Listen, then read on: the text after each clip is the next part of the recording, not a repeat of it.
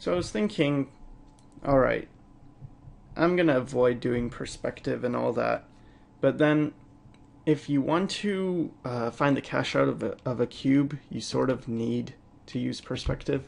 And for me personally, I don't do much architectural work. I don't do things that require me to know or to use perspective too much. I use basic perspective when I figure out proportions on a figure, but I'm not going to use very accurate sort of guessing. But anyway, I figured, yeah, but one of my viewers might want to know how to find accurate cast shadows in perspective. So I'm just going to go over this just for anyone who is curious. So I'm just establishing my ground plane, creating some vertical lines up, and so I have a rectangular prism. Maybe I'll make this pretty short, pretty squat, and I will wait, what am I doing? Oh, that's what I'm doing. Yeah, I get confused with perspective sometimes. Where these lines go? There.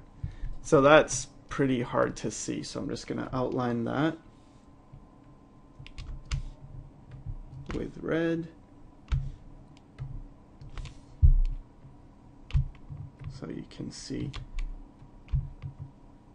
where these lines are, or where this prism is.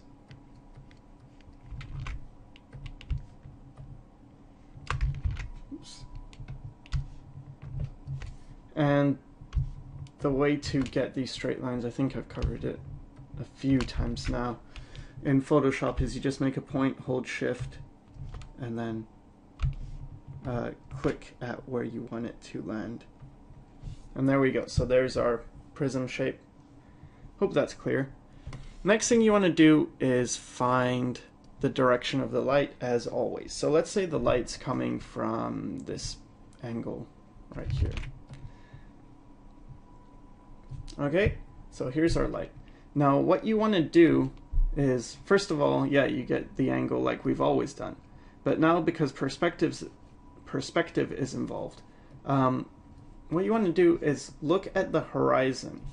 So here's the horizon, right here, horizon, and directly underneath your source of light, where that meets the horizon, that's where you will have the shadow vanishing point, or the vanishing point of the shadows.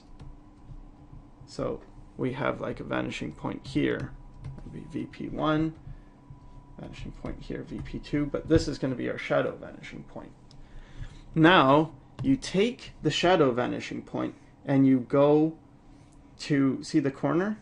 You make a line that intersects with the corner of the box as it is touching the ground.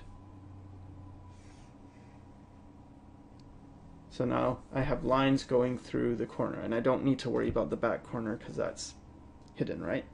So I've got these three lines, and now what I want to do is take the light and go from the light and go through the top corners of this. So the top corner here, go through this, and it'll hit this point, and the top corner here. And you want to make sure this is going through the top corner and landing on the shadow vanishing point. So let's see. So what's going to happen is, let's say this is point A, well then this is also point A. And if this is point B, then that's the same.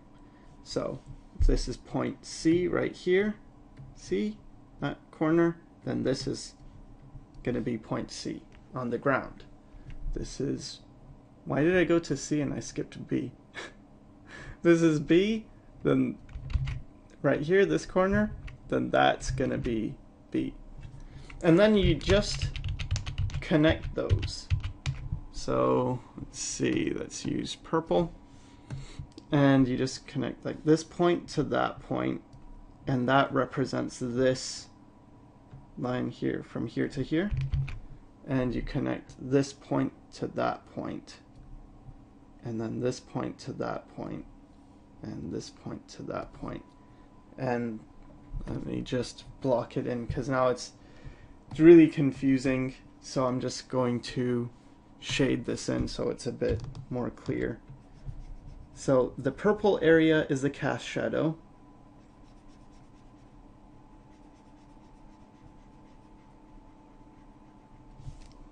I hope this makes sense. I know it's complicated, and I know it's boring, but that's, unfortunately, art is sometimes like that, where it's complicated, and some people like perspective, so it's not too boring. And if this is red, then you can make this area in the shadow.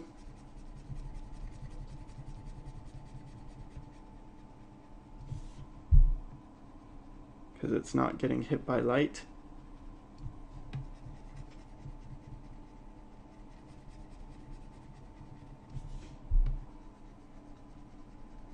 And then the top surface is definitely going to get hit by light.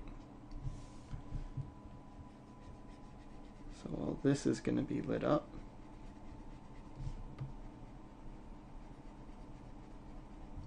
And this side is also not going to be hit by light.